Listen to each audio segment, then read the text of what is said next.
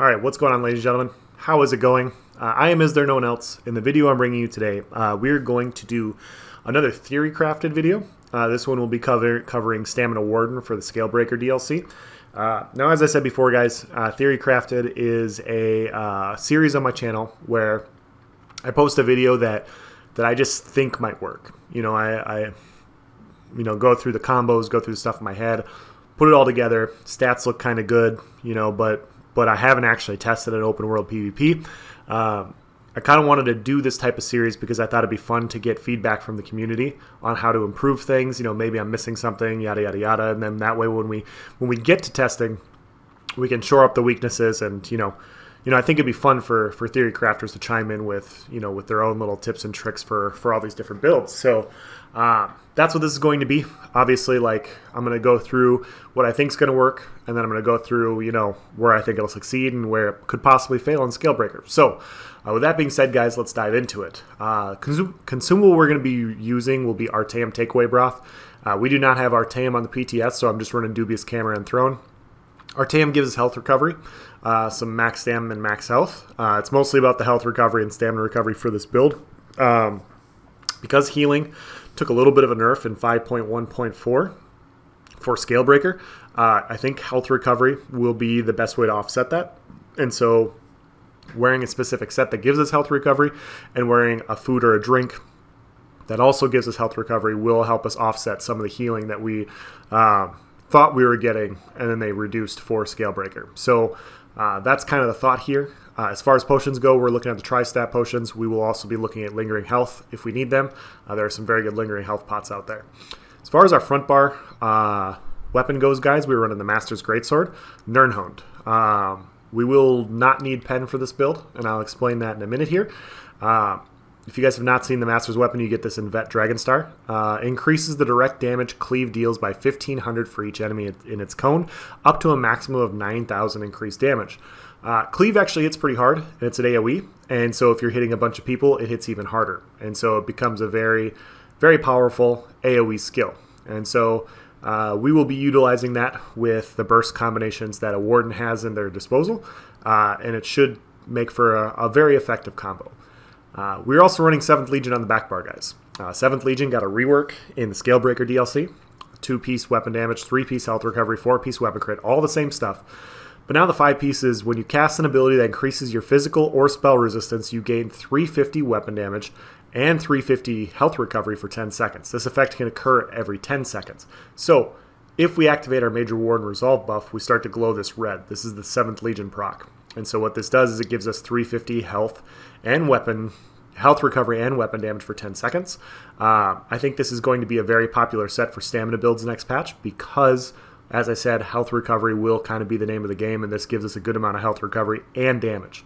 The best part about 7th Legion this patch, guys, is it only has to be on one bar. So wherever we get our major ward and resolve, we pop that on that bar, we weapon swap, we still have 7th Legion. And so I'm running this on the jewelry, and I'm back barring sword and shield. Now, it doesn't have to be sword and shield. It can be dual wield. You can run a bow here, like whatever you want to do. I just did sword and shield for the little bit more tankiness. We will be up close and personal with people. Thought sword and board would kind of go in line with that. Yeah. And then as far as the jewelry goes, we are running all infused weapon damage enchants. We may need to run protective with weapon damage. We may need to run a little bit more recovery, but this is just the leaping off point to start with. We're also running 5 Fury.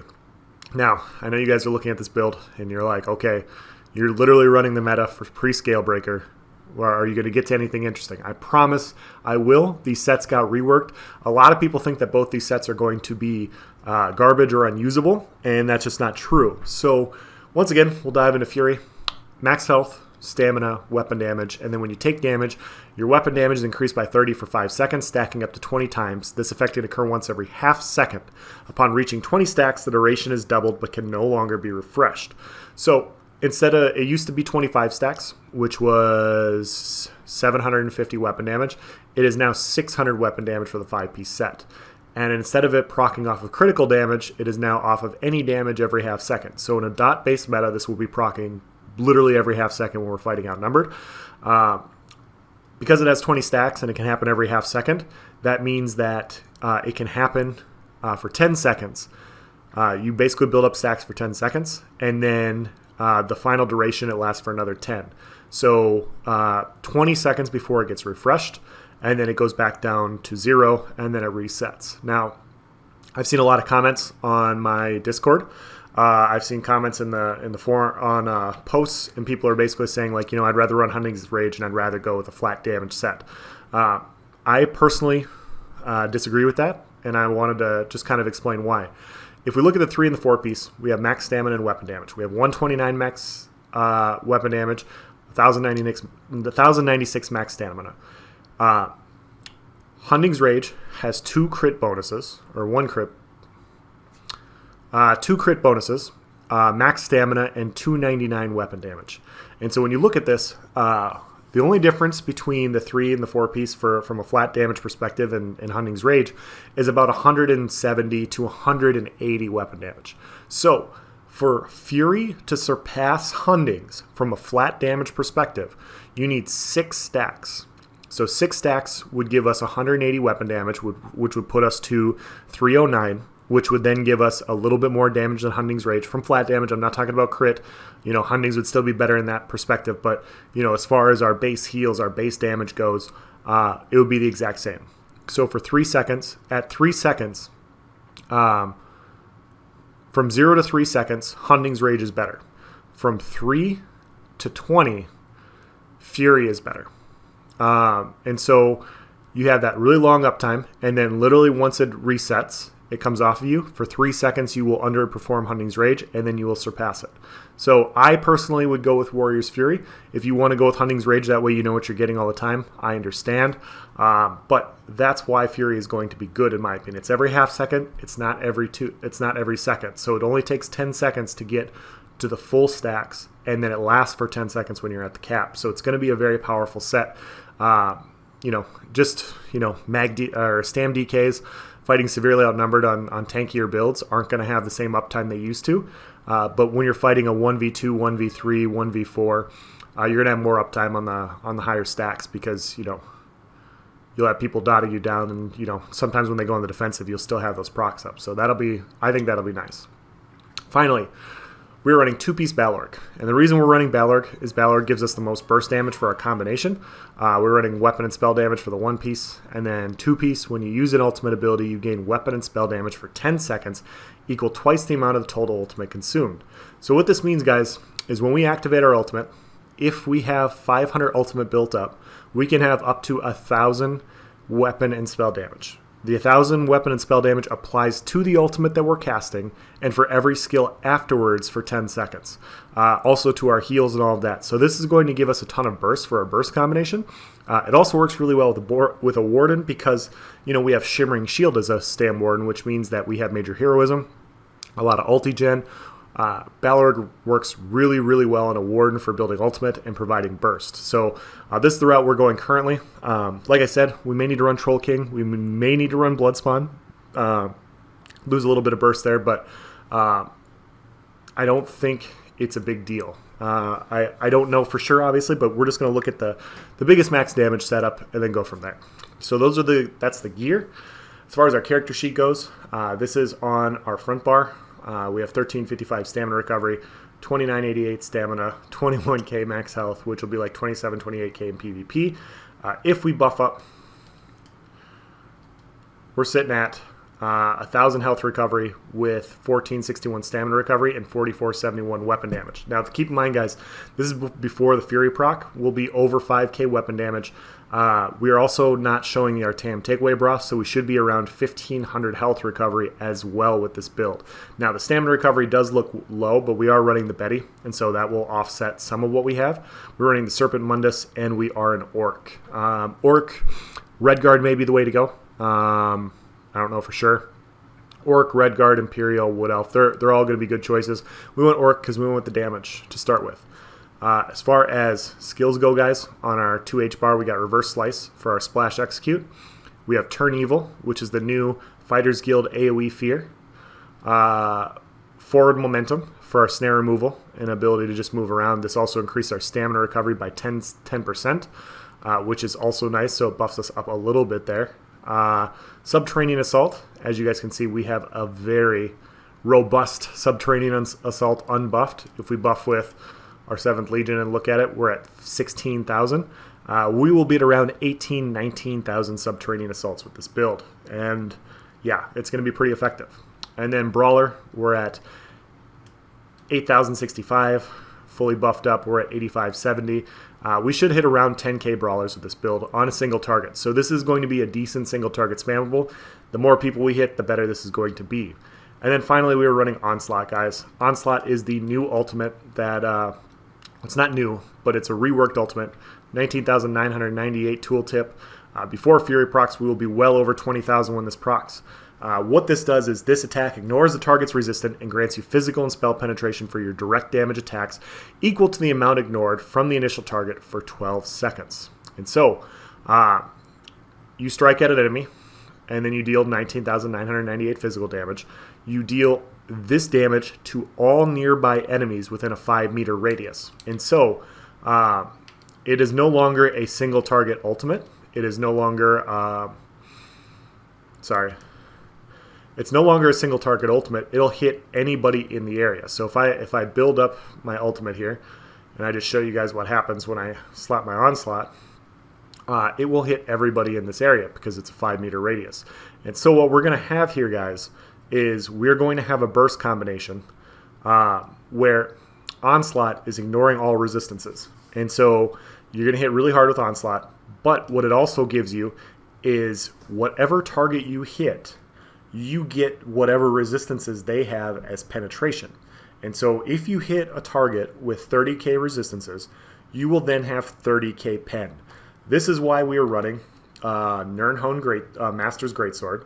This is why we are running Brawler with the Master's Greatsword, because we are going to have a lot of AoE cleave with this combination. Our Onslaught will do a ton of damage to everybody in the area. If we activate it, you see everybody here got hit.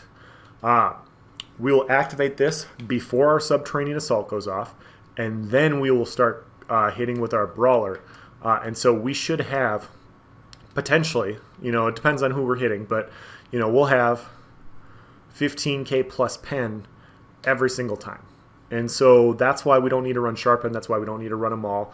If we hit somebody pretty beefy, we're going to just shred everybody because basically we're ignoring all resistances.